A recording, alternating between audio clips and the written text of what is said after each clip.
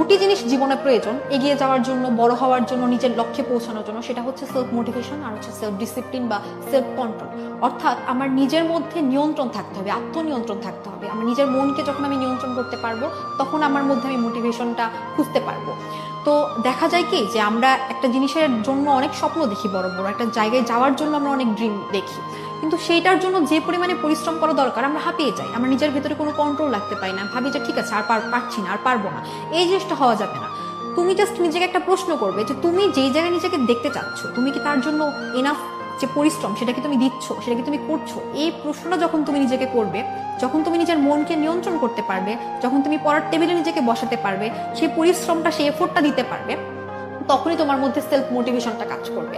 এবং একটা কথা কি জানো যে বিখ্যাত একজন লেখক রয়েছে যিনি নিজে একজন মোটিভেশনাল স্পিকার, ওনার নাম হচ্ছে স্টিফেন আর কভে। উনি নিজে একজন মোটিভেশনাল স্পিকার হয়েও একটা কথা বলেছেন যে মোটিভেশন হচ্ছে নিজের ভেতরের আগুন, এবং এই আগুনটা যদি অন্য কেউ জ্বালানোর চেষ্টা করে থাকে তাহলে সেটা খুব কমই জ্বলে, এরকম হয়ে